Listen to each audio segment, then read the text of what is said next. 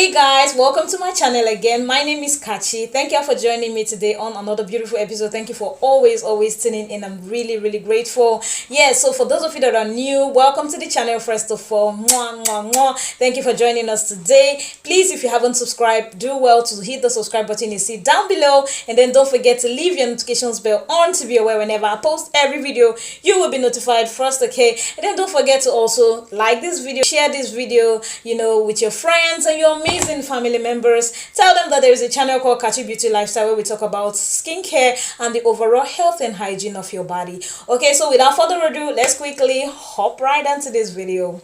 So guys, as you can already tell from the title, I'm going to be sharing with you guys my very effective recipe on how I tackle and clear dandruff, dry scalp and itchy scalp. Okay, so if you're on a natural hair journey, whether type 4, relax, whatever hair, and you are on your go to a healthy hair, this recipe is very important for you. Although as much as this ingredient that I'll be showing you briefly or shortly is very natural, I must first of all say that I don't use this shampoo all the time because of the ingredient it contains. All right, you're finding it very difficult to trap in moisture. You got to be careful with this shampoo. Don't use it all the time. Just make sure that you use it only when you're having situations like the dry scalp, like the itchy scalp and the dandruff. Once you have these three situations, use them, and when you are healed from that situation, discontinue using the shampoo and then go straight to sulfate free shampoo or a moisturizing shampoo. Okay, the reason why I tend to make this is basically because it is needed or on high demand. Although once in a while I love to have this shampoo because it's actually a very nice clarifying shampoo as well, and once in a while we actually need to clarify our scalp because those moisturizing shampoo are not really getting in there and doing the job of taking out the dirt. All right, but this dandruff shampoo is actually a clarifying shampoo because of the ingredients it also contains. So I always love to have this in my hair care stash. Okay, so why am I making this shampoo? As much as the story is going to be very funny, this is actually a very informative information, so please listen and get the deed so that you guys can also learn from his mistakes. Okay, so my spouse is actually a very faithful customer to one of his professional hairstylists, and as much as I actually love the fact that he is faithful and tend to stick with one stylist, I was very skeptical about how the stylist is so nonchalant with hygiene, and I always tend to tell him to be careful or try out other stylists. But because he felt that the stylist had mastered the art of his locks, because he has dreadlocks, he decided to stick with him, and the hygiene turned out to be something else that became unhealthy on his scalp.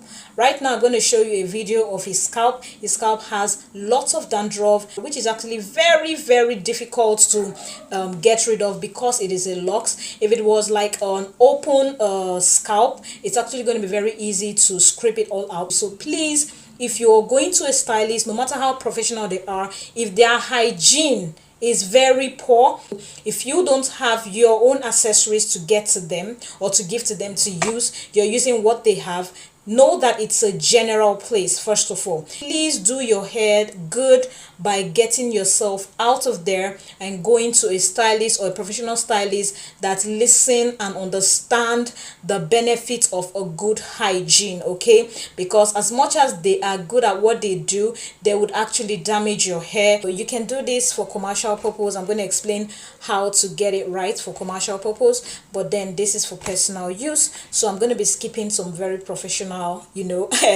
steps on this one, just because we just want to have something that we can use in the house. All right, so without wasting so much time, because I know I've been talking too much, let us quickly get right into the production. So I have my list here of ingredients. I'm going to be listing them out. The first thing we'll be needing here is our black soap. Of course, black soap is going to be my base. Okay, we're going to be having black soap here, and I actually already shredded my black soap. All right, it's a Ghana black soap. This is the Ghana black soap. Okay, we're gonna have it in here. All right, guys, before I introduce the next ingredient, I would love to tell you this part. I actually have started production, but I thought to just stop and share this recipe with you guys for anyone that needs this information or that wants to have solution to dandruff, itchy scalp or dry scalp. Okay, so the next ingredient that I'll be adding in here, it's already in here, but I'm going to show it to you guys briefly, is our SLES. You can see this jelly like thing. I hope you guys can see that. So please, I just wanted to show it to you guys. the black soap had already covered the gel, but this is SLES. Okay, so yes, I also have another one here covered in black soap. It's a jelly situation, as you can see. So guys, the next thing we'll be doing in here is to add in our distilled water. So if you don't have distilled water, it's totally fine. You can just make sure that you boil your tap water or whatever water you have in your kitchen that you use for cooking. Boil it to 100 degrees, okay, to kill the germs. And then the reason why we're using hot water or a high temperature water is basically because we want this black soap to melt on time. This is 500 ml hot water. We're going to be adding 3 of this. Okay, I don't know if you guys can see that, but this is a 500 ml measurement. So we're adding the first one now. Sorry, the water is really hot. All right,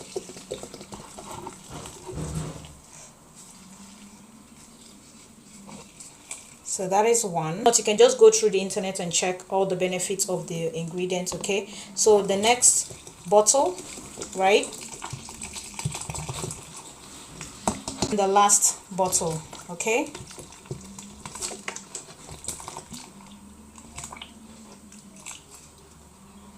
so we'll stir this up. All right, stir this up properly. So we're back, guys, and we're here to check up on our dandruff shampoo. Okay, there's something I did off camera. I'm not going to explain to you guys briefly. So I came to the shampoo to check if the black soap and the Texapone, which is SLES, is fully dissolved. But I found out that after 1 hour, the Texapone, or the SLES that is also called, was finding it very difficult to dissolve on time. As you can see, I still have some particles here. So what I did was I scoop out the jelly particles of the Texapone that refuses to dissolve. Some actually did dissolve, but some did not dissolve. So the ones that didn't dissolve, I took it out and then I placed it in another separate container like this, as you can see. And then I added 2 spoons of isopropyl alcohol. This is the isopropyl alcohol that I used. Okay, I added 2 spoons of it, and then I added 35 ml of hot water. Okay, so if you're finding it very difficult to dissolve your Texapone or SLES and you're so much in a hurry like I am, have other productions to do today. So all you just need to do is do exactly what I did. So the isopropyl alcohol will dissolve it gradually as you stir. You have to keep stirring though. So I'm going to just add it to my batch, as you can see, and then mix it all together.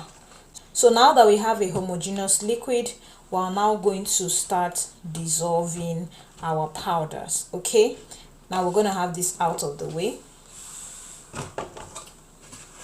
and bring back this. So the first powder we're going to be needing in here is going to be our sulfur powder. So sulfur powder is a bit tricky to actually dissolve because it's a non-polar powder. I don't know if you can see that. It's a non-polar powder. It doesn't dissolve in polar solvent like water. So it only dissolves in non-polar solvents like toluene and benzene. And I don't have that in my house.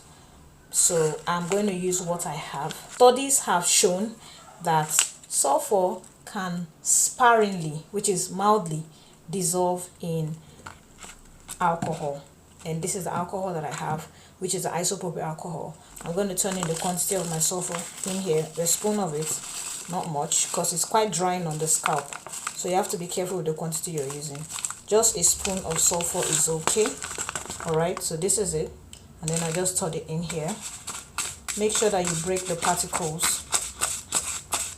You add 2 tablespoons of isopropyl alcohol in this sulfur powder. Okay, it's not going to dissolve completely. That is why it is called sparingly. Okay, just going to dissolve mildly. So 1, 2, it's going to dissolve mildly. Alright guys, so after turning this for like 15 minutes now, so this is like a fairly dissolved sulfur. Alright, so what we're going to do now, okay, is get this out of the way. This is our our shampoo, right? So yeah, we're just going to turn this into the shampoo. Okay, as you can see, if you use water, you're not even going to see anything sparingly dissolved at all. It's just going to be floating and it's going to be really messy. So once this is done, right, you're definitely going to be seeing sulfur particles settling below this our shampoo. All right, so what you do is just to sieve. Okay, we have a little of the sulfur dissolved, and then the excess we're just going to sieve out. Make sure you're washing all your equipment, okay, and then we'll sieve it out. Okay, the black soap too might have some particles as well. You're going to see the excess particles that refuse to dissolve in here. I don't know if you can see that, but yeah, we have a lot of particles that refuse to go down in the solution. So this is the one we're going to discard and then turn it back to. Some of the sulfur will definitely still settle, but it's going to be like a much more smaller particles, almost like an infinite particles, which is okay. All right, and then the next product we're going to be having in here, which is solid, is of course our baking soda. You can use bicarbonate of soda. Some people say that bicarbonate of soda and baking soda is different, and that's not true. Bicarbonate of soda and your baking soda is the same thing. It's just alternative names. Okay, so yeah, we're going to have 1 spoon of our baking soda. All of these are very beneficial for dandruff, especially if you have intense dandruff and itchy scalp and dry scalp. Okay, so 1 spoon of the bicarbonate of soda, we're going to have it in here. So the next thing we're going to be adding is our liquids. Okay, there's isopropyl alcohol here, there's sulfur here, there's baking soda here. They are all drying agents or drying ingredients. Okay, so we're going to try to have some moisture back, just to keep, you know, a little bit of hydration and moisture in the hair, right, so that you don't dry out the hair completely to break off or something. Okay, as much as we're treating the hair, we still have to keep the health of the hair as well. Okay, so the first humectant we're going to be using here is our aloe vera gel. You could use the already extracted one from the plant, but this is the one that I have available, so I don't have so much. We're just going to turn in everything. Okay, as you can see, I think it's just 2 spoons. All right, next we're going to be having in here is our oils. Okay, so we're going to be having coconut oil in here. Okay, as you can see, you can use any of the coconut oil. This is the hot press. This is a 30 ml cup, so I'm going to be having 1 of it in here. You have to be careful with your oils though. You wouldn't want your shower gel not to lather. Next we're going to be having in is our DIY hair growth and strengthening oil. I said I was going to teach you guys how to make this, so please stay tuned to this channel. You're going to learn how to make this. This is one of my major secret ingredients to my hair growing from my neck length to my armpit length currently. Okay, I'm going to teach you guys, give you guys all the tea, all the information. I'm not going to leave anything out. Okay, so please stay tuned. So we're going to be having 30 ml of this oil too inside this shower gel. I'm gonna have it in here. It helps with hair growth, thickening of the hair, and then hair healing of the hair treatment.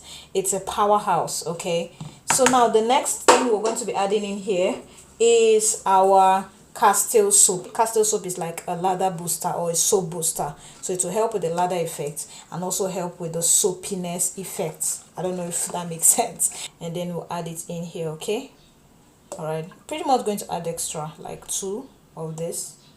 Okay, in here. After that, we're now going to be adding our preservative and our essential oil. Okay, the preservative we're going to be adding in here is our Jamal Plus. It is broad spectrum. I prefer this. There are other preservative you can use. This is a water-based product. Definitely you would need preservative. Okay, so we're going to be having 1 spoon of the preservative Jamal Plus in here. This will actually preserve it and keep the shelf life in check for as long as you want. The essential oil we're going to be using is our mint essential oil. Okay, this has a very soothing effect and it has large healing properties. Okay, so yeah, we're going to be having a spoon of our essential oil, our mint oil in here.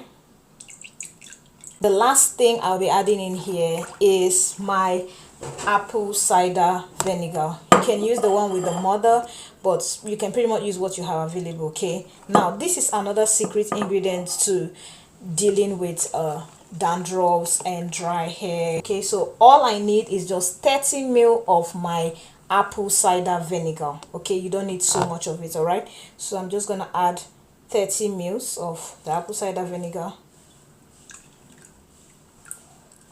Honestly, your shampoo will not be smelling so good, that's the truth, because of the apple cider vinegar. It has a very strong pungent smell, although the mint oil is actually helping to tone it down in here. But then some persons will not even want to take it. So if you're on commercial production, make sure that you are adding your fragrance. Okay, just something to just make it smell really nice. Okay, especially on the hair. Okay, another reason why you should add your fragrance is because sulfur 2 actually doesn't have a very nice smell. Yes, majority of the very active ingredients that's supposed to be treating the hair from dandruff don't have very nice smell. Sulfur powder, for example, has a very rotten egg-like kind of smell. Not too rotten, but it has that, you know, pungent smell as well. So just to make your customers feel okay, make sure you're adding fragrance. But I don't really have a problem with this because it's a wash-off product. I don't care. But please, when you're producing for sale, make sure you're adding that. And also, if you're also producing for sale, be sure to make sure that you add your Texapone or your SLES in a larger quantity. Okay, this actually looks a bit more watery, as you can see, but if you want it to look jelly like, to have that jelly like consistency, be sure to add your SLES. That is the second base. Make sure it is more, because the jelly like situation in it is going to be making it very thick. So guys, I have my shampoo all bottled up. As you can see, this is 500 ml each. This is 1500 and a little extras because of the other liquids. It actually increased the quantity, so with a little extra on the side. So yeah, this is our shampoo. We're going to test the lather effect now. So we're going to have a little in my palm just to test if it's actually going to lather. So as you can see, it does lather effectively. A little goes a long way. So you have an effective lathery dandruff shampoo. All right, so when you're having dandruff, please make sure that you're washing your hair frequently. By frequent, I mean 1 to 2 times in a week. Okay, so using this recipe, this shampoo on your hair consistently for a month or 2, I don't care the kind of dandruff that you have, this is going to tackle itchiness and dandruff like crazy. I have used this recipe on my hair. It's not a new recipe. This is something that I have tried. If you have psoriasis on your hair, you have issues that have to do with itchiness and dryness, just please try out this recipe. It works effectively, like I guarantee you, if you use it consistently. Okay, so that's basically all about this video, guys. Thank you guys for watching. Thank you guys for sticking this long. I hope you guys learned. Hope you guys watched it till the end. I hope you guys understood. Any question, please leave down the comment section, and until next time, I would say bye.